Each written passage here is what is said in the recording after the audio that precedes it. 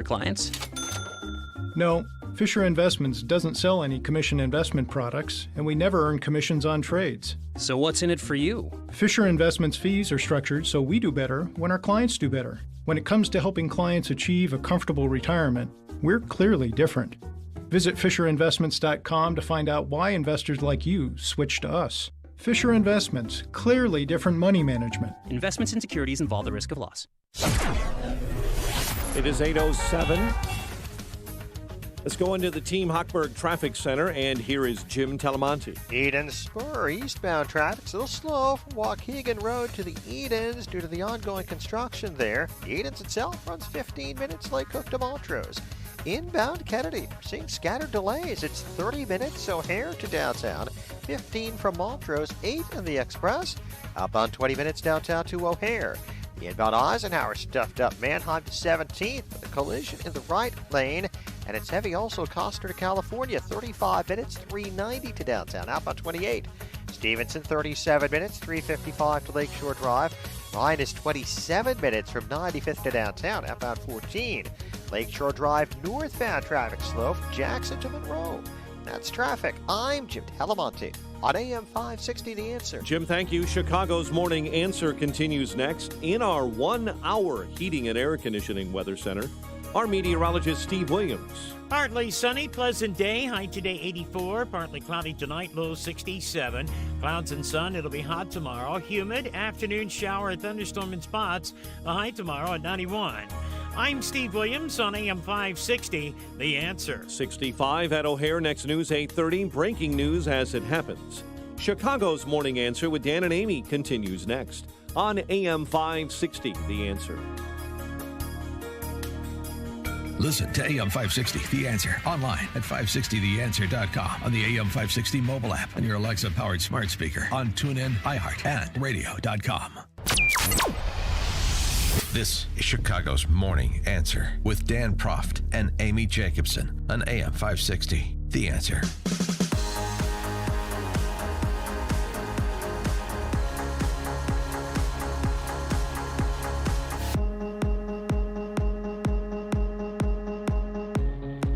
Top of the morning, Dan and Amy. Tim Scott, Senator Tim Scott, Republican from South Carolina, arguing on the Senate floor for the police reform legislation that he sponsored, that he is leading the fight for the caucus on. He figured something out about the Democrat Socialist opposition to his legislation. It's not the legislation. It's not the substance of his legislation that's the problem. You know what the problem is? It's the sponsor. What, pray tell, is the problem? Well, I finally realized what the problem is, Mr. President. The actual problem is not what is being offered, it is who is offering it. It took me a long time to figure out the most obvious thing in the room. So I realized finally, it's the who that's offering this. The who that's offering this. Not the what is the problem. The who is the problem. Well, golly gee, why would that be? Tim Scott offers a comparison to explain why that would be.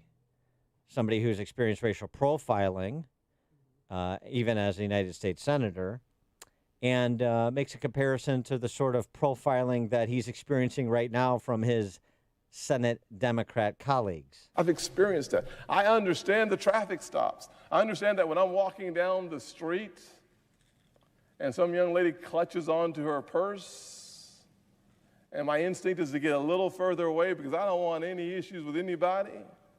I understand that. But what I missed in this issue is that the stereotyping of Republicans is just as toxic and poison to the outcomes of the most vulnerable communities in this nation. That's the issue. For more on the issue, we're pleased to be joined again by Ryan Bomberger. He is the founder of the Radiance Foundation. Ryan, thanks for being with us. Appreciate it. Hey, it's great to be here this morning. Does Tim Scott have that about right, that it's not the what, it's the who, and the problem is he doesn't fit the left's narrative, and so they can't go along with him? 100%. As someone who is brown, who gets derided all the time because I don't toe some ideological line, I know exactly what he's talking about. Jason Whitlock, somebody else that doesn't toe the party line in the sports world, sports writer and black sports writer, writes recently, and he's really upped his game recently, the American media have imposed race and politics as our new religion. Many people who claim Christianity and other religions as their faith have in reality prioritized race and politics well ahead of God. They talk and worship race and politics daily, hourly, from their Twitter pulpits. They use race to evangelize for their political beliefs while rarely ever evangelizing for God. Does that sound about right, too? That's 100% correct. In fact, the Radiance Foundation put out a meme and an article that said Christ before color.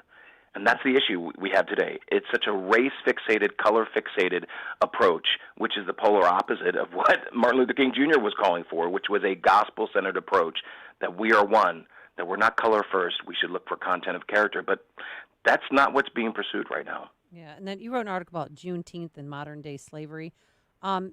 Should Juneteenth be a national holiday, do you think?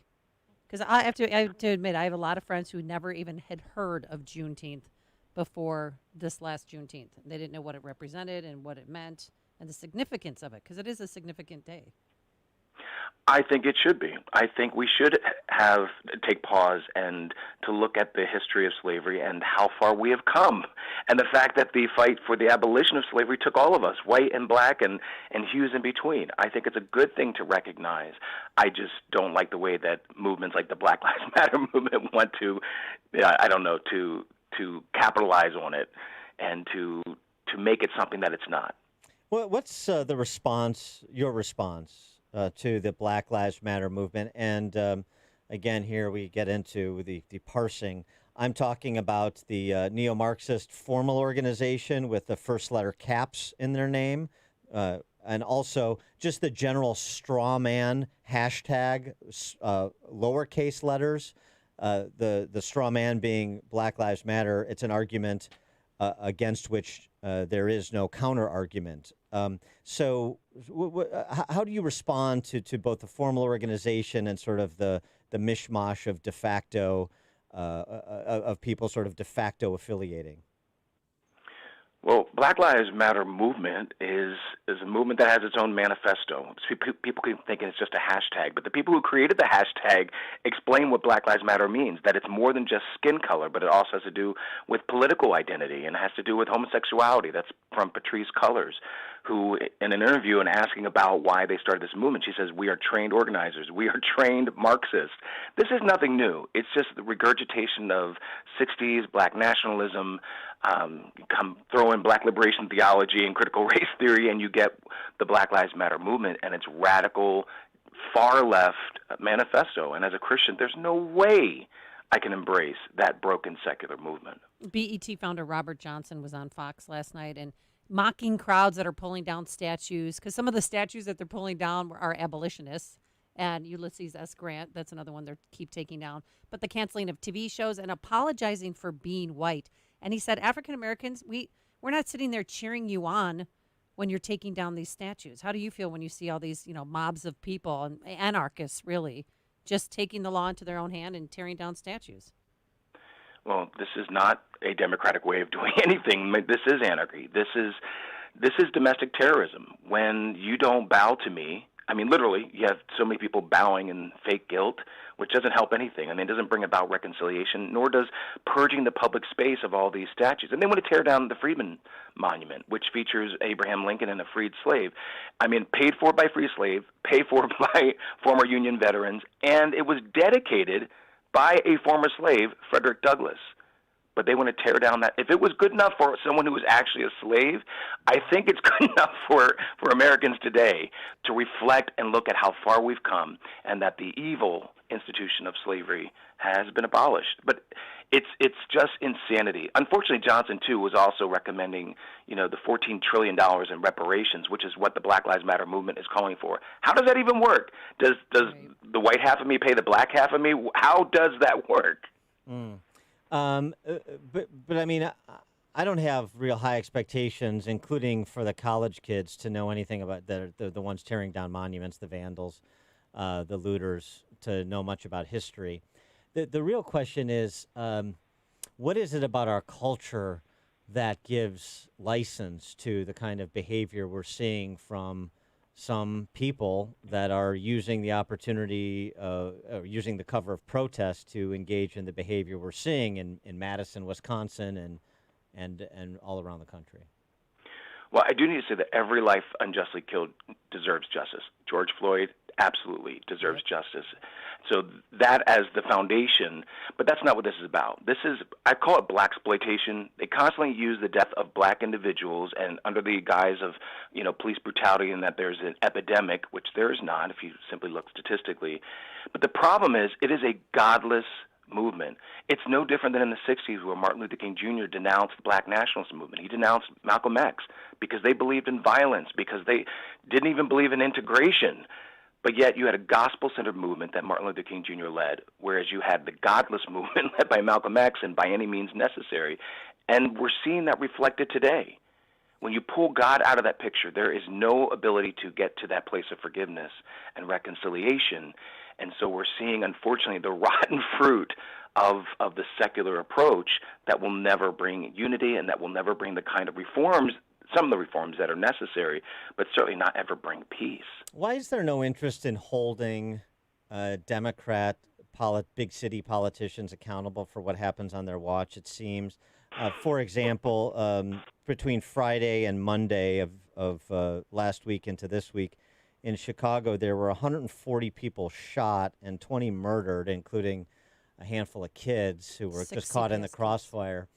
And nary a word in the direction of our black female mayor, our black female Cook County prosecutor, our black female Cook County board president, our multiracial city council. Those in charge and whose first charge is keeping people safe. And there's no criticism. There's no even questioning of those people in charge. And we've seen this play out in big cities around the country, Detroit and Baltimore and other cities that are beset by gang violence and just violent crime generally. And there's just very little accountability. Why? Well, because it's easier to blame white supremacy. I mean, if they want to dismantle white supremacy, I guess in some ways I'm like, okay, go ahead. All the institutions that are run by the left, these inner city governors, the government in inner cities, you're talking about public schools, you're talking about Hollywood, the entertainment industry, mainstream media, the list goes on and on. You want to dismantle white supremacy? Go ahead, dismantle the left. So they're not going to expose themselves, unfortunately. But it just proves the fraud. They want to talk about life loss, and yet the lives lost in all these riots from coast to coast, black lives like David Dorn, that life didn't matter. So it's always some Black Lives Matter. I hope people are awakening to the fraud that is not only the Black Lives Matter movement, but that is the political left. So Black Lives Matter, it's like the NAACP. It's really, as Rush Limbaugh famously intoned, it's the NAALCP for liberal people. And Black Lives Matter is only if it's either liberal people, leftist people, or it fits our narrative more generally. They don't even pretend that it's anything other than a leftist political agenda. If you go to blacklivesmatter.com or the Movement for Black Lives, they make that very apparent. I mean, that's why you see the black fists all over Movement for Black Lives. It's all about a leftist political approach, and it's all rooted in color. See me as a black person first. Know me as a black person simply because of my melanin, and that's all that matters. Black identity, black identity. You can't fight racism with more racism. You want to get rid of white supremacy and replace it with black supremacy? Not going to work. So what are you and your organization trying to do to change things? Well, one, we try to highlight the context of issues, to bring clarity to things. I believe as a Christian, we are supposed to act compassionately, but you cannot act without the facts, which is why I call myself a factivist. We need to be empathetic. Yes, we need to listen, but it doesn't end there. We need to actually know what's truly going on. So part of what we do is we talk about situations in underserved communities. We talk about poverty, talk about fatherlessness, which is the leading causal factor in all these negative outcomes in the black community. We try to train and encourage people on intact, strong families because of the strength of every single community. And part of it, too, is we even worked on a pledge, our pledge.church, and how the church should actually, what a biblical perspective is on race, on human value. It's such a powerful statement. And so leading, I mean, the church should be leading on all these issues, not embracing a broken secular movement. So we try to do that through the Radiance Foundation and bringing people together and using the kind of language that we should be using and taking the perspective that we are all one human race. Do you think if we're going to claw back our country, to its founding principles and live out those principles, those godly inspired principles that are memorialized in our documents, do you think it's going to have to be black conservatives who take the lead? Not to abdicate and say, hey, Ryan, go to it and let us know how it works out. Everybody has to participate, or everybody who wants to has to participate in some meaningful way. But in this hyper-racialized America, unfortunately that's the case, it's going to be the Ryan Bombergers and the civil rights era folks like Shelby Steele and Bob Woodson and Walter Williams and the Jason Whitlocks of the world that are going to have to be the tip of the spear. Yes, but as with every movement for equality, racial equality, it took white and black. So it's not enough. I mean, as a black conservative, as a brown conservative, I get ignored all the time. Right. So it's not enough for black conservatives to speak up. We speak up all the time. The problem is oftentimes there isn't the platform there. What we need are pastors in particular, pastors of any ethnicity, to get a spine and speak the truth from a biblical perspective and say, yes, of course, racism is sin, but this is how the church should approach it. This is how our country can approach this. And if we don't get pastors to do that, we don't get politicians. Where's the GOP? Thank God for Tim Scott. Yeah. But the GOP has been so silent overall on all of this. So we don't even have politicians that have the fortitude to even speak against the chaos that's been happening. I mean, obviously you have President Trump who's speaking to it, but you don't have the party as a whole speaking. The party of liberation, the party of Lincoln, is not speaking the way it should be speaking. So it's a combination of things, really. But I mean, I just to emphasize this, because I think this is interesting, and I don't know that people appreciate it, because it's my view, and it's not my view alone.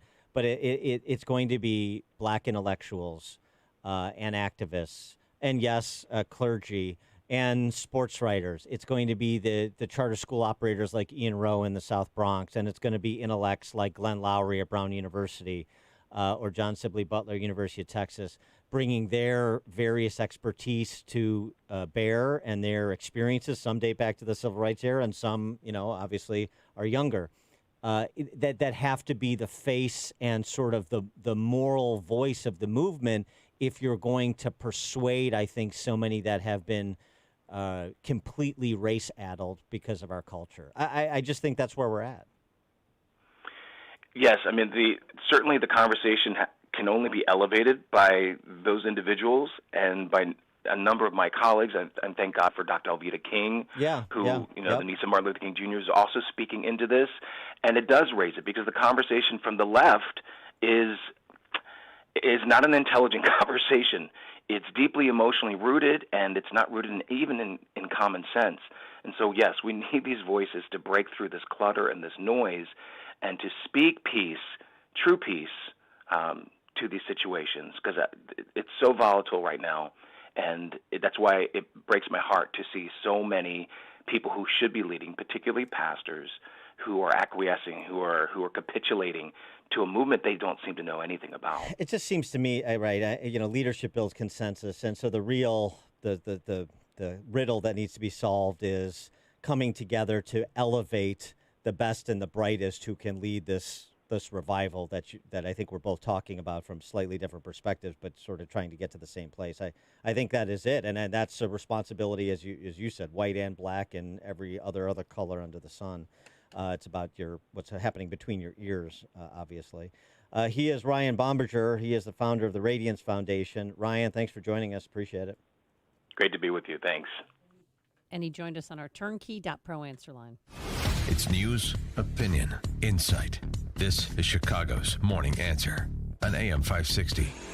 The Answer. This is attorney Stephen Leahy. This isn't the first crisis we faced together. Back in 2008, business professionals in trouble sought help from bankruptcy attorneys, loan modification attorneys, foreclosure defense attorneys, and IRS attorneys trying to gain full financial recovery. They should have just called me. Let me tell you about Chuck. His small business crashed in the 2008 crisis. He faced 2 foreclosures, overbearing creditors, and the dreaded IRS. Chuck would not even get out of bed in the morning. His wife heard me on the radio and convinced him to hire me. We got Chuck a loan modification and a short sale. We obtained a discharge of his debt and settled what was left of his IRS liability. Now Chuck is back in business and in control of his life.